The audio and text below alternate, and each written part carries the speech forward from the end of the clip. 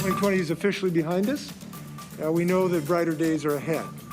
And we're here to talk about a new way to move our state forward economically while we're beating the pandemic. Governor Jay Inslee laid out new reopening guidelines today. They include new metrics on how to measure which parts of the state can open their economy. We'll break it down. And the next round of rain is moving through the area for most, but it will be snow for some as I'm tracking how long this next batch of precipitation is going to last. Plus, all eyes on Georgia tonight, up for grabs in the runoff's balance of power in the U.S. Senate. We'll check on the latest numbers. We start with some breaking news tonight, though. Spokane Police Chief KREM says officers shot and killed a homicide suspect after he opened fire at them. You're taking a live look at the scene right now. This all began at around 8 o'clock tonight near the intersection of Queen and Maple. Police say officers were looking for the suspect in connection with that homicide from back on December 27th. They say they saw him get into a car and then take off. Chief Meidel says officers were eventually able to stop the car, but the suspect refused to get out for several minutes. When he eventually did, Meidel says he fired at officers. Several officers then fired back, hitting the suspect. He did not survive. At this point, officers have not released the suspect's name. No officers were hurt. Right now, northbound Ash at Queen is blocked, so drivers are being asked to avoid the area. As soon as we learn more about this, we'll be sure to pass that information along to you. Good evening, and thank you for joining us for KREM 2 News at 11 tonight. I'm Mark Hanrahan. Regina is off. It is the long-awaited announcement many have been waiting for. Washington State finally has a new COVID-19 reopening plan. It is called the Healthy Washington Plan. As announced by Governor Jay Inslee today, the plan is based solely on COVID-19 data in order to move forward. So here's what we know right now. There are only 2 phases now of the reopening plan. There will be additional phases soon, but the criteria has not yet been established. The state now broken down into regions. We're all in phase 1 starting on January 11th. And in order to get to phase 2, a region has to show a 10% decrease in case numbers and hospitalizations and have less than 90% ICU occupancy. So here's the map behind me of the 8 different regions all across the state. You can see Spokane is in the eastern region along with 8 other counties. No one has been left untouched by the forces of this pandemic, and many of us continue to suffer in many ways. So we are not out of the woods yet, but we do want to provide a path forward for economic recovery in our state. 99.9% of the restaurants and bars in the state of Washington, we have not had to take compliance action against. And that's really encouraging that people have made these difficult decisions to follow the law and save lives. The governor also talked about the state's effort to vaccinate Washingtonians. He said he spoke with several hospital CEOs, and he said he was encouraged by how many vaccines have already been distributed. The governor said a delay in reporting makes it appear the process is going slower than it actually is. And tomorrow, the Department of Health plans to roll out its Phase Finder tool to help residents determine when they'll be eligible to get the vaccine. So keep you posted on that one. Once we do get to phase 2, it means restaurants and gyms can reopen at 25% capacity and sports competitions can resume with limited spectators. Again, we're starting phase 1 a little bit later this month. While they wait for the go-ahead to reopen their doors once again, KREM 2's Brandon T. Jones checked in with a local athletic facility about the recent updates. For the first time in 2 months, working out at a local gym feels like a possibility. Just before Thanksgiving, training facilities were one of several businesses impacted by protocols. They were to immediately stop any form of indoor exercise. Yeah, we're hanging in there as a business and a facility, but we're more worried about kind of our client base and how they're doing and how they're handling the lack of activity. The warehouse is an athletic facility in Spokane. For a brief moment, they were operating with no problems during the pandemic. Gyms had reopened and their clients returned with different rules in place. We had adapted a number of things, obviously our cleaning protocols and things like that, but then also had staggered our schedule so there was buffers in between people to manage traffic flow. Governor Inslee's announcement lays out the next steps for a phased-in return. In phase 1, low-risk sports can return indoors. That includes gymnastics, dance, and other non-contact sports.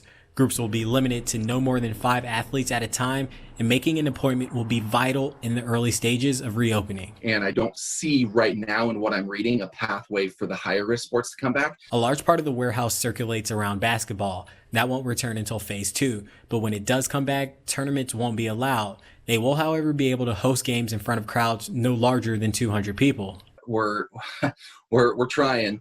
and we hope we can get back to it soon. Spokane will officially be in Phase 1 beginning next week on January 11th. Under Phase 2, gyms can increase their capacity to 25%. From Spokane, Brandon T. Jones, KREM 2 News. Spokane Mayor Nadine Woodward is responding to the new release reopening plan. She writes in part, "New information and a clear path forward are welcomed and appreciated and help ease the frustration and fatigue that's begun setting in. A regional approach and accountability are some of the many positives that are part of this new plan, and we look forward to greater definition of additional steps." You can read the mayor's entire statement by heading to our website, KREM.com. Meantime, the Washington Hospitality Association also reacting to Governor Inslee's new plan, expressing frustration. They write in part, "We have spent the better part of a year working with the governor and his team on some of the strongest indoor dining protections in the nation, which contact tracing data showed limited the spread of the virus. We have now been shut down again for 8 weeks and cases have only continued to grow." Well, the polls have closed and the votes are now being counted in the runoff elections in Georgia. The state's 2 Senate seats are now up for grabs, and with them, so is control of the U.S. Senate. Skylar Henry is in Atlanta tonight, where the margins are razor thin. The eyes of the nation are on Georgia tonight, following the state's special elections to fill 2 Senate seats. Today is the day. We're going to make it happen today. Republicans David Perdue and Kelly Loeffler faced Democrats Jon Ossoff and Raphael Warnock. None got 50% of the votes in November, triggering automatic runoffs under Georgia law. You can't complain if you don't vote. More than 3 million Georgians voted early, shattering the state's record for total turnout in a runoff. The future of the country is on the ballot here in Georgia today. These races will determine which party controls the U.S. Senate. The GOP needs to win only 1 to maintain its majority. No serious problems were reported at polling locations here in Atlanta, but the FBI is investigating after election workers in 10 counties received email threats. Underscoring the importance of these elections, on Monday, President Trump and President-elect Biden were both in Georgia to campaign. Vote. Make sure your voice is heard. The whole world is watching the people of Georgia tomorrow. Georgia election officials have warned that it could be days before all the votes are counted and a winner is declared. They also said there have been no reports of widespread fraud or other irregularities.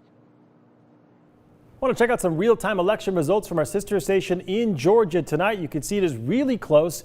And this just in, the Associated Press is now calling the race for Raphael Warnock in that Georgia Senate runoff election against Kelly Loeffler. Again, Raphael Warnock, the AP calling as the victor in the race against Kelly Loeffler. The other race has not yet been called by any outlets that we are aware of, so we will certainly keep you posted on those results as they continue to come in.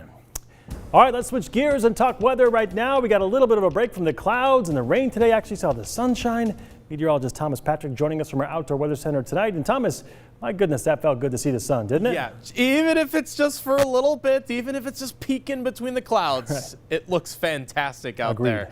That's the biggest difference between us and our friends out west, is that we actually get breaks in between our chances for rain when it comes to the winter time. And we were in that break during the day, but now our next wave is starting to slide through the areas. You're taking a look at Doppler radar behind me here. A little bit of light rain over central Washington, just getting through the Ritzville area probably right now, probably another hour before it gets to Spokane, but I did just see our first spots of rain in our outdoor weather center just a moment ago, so we might get a little bit of it trickling in even before the midnight hour. But it won't be rain for everybody. The mountains to the north will certainly see snowfall. Looks like our snow levels are at approximately 2,500 feet, which puts it pretty close to some of those area cities, especially in the likes of, say, like Republic, a little bit farther north towards the Canadian border. Now, when you look at the next 12 hours, there will be more rain, especially during the morning hours tomorrow, but it probably stays more scattered than not over the next 24 hours. So that's what I'm going to be tracking. Also keeping a look at road conditions, as Snoqualmie Pass has been treated quite a bit as we're keeping an eye on some of these road conditions. But coming up, showing you just how much rain is in the works for the next 2 days here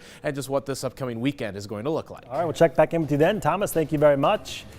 Want to take a live look at the U.S. Capitol right now. CBS News has learned that someone broadcasted a threat to attack the U.S. Capitol over air traffic control Monday afternoon. That chilling threat was heard by multiple air traffic controllers in New York yesterday. And CBS News has exclusively obtained the recording. We are flying a plane into the Capitol Wednesday. Soleimani will be avenged.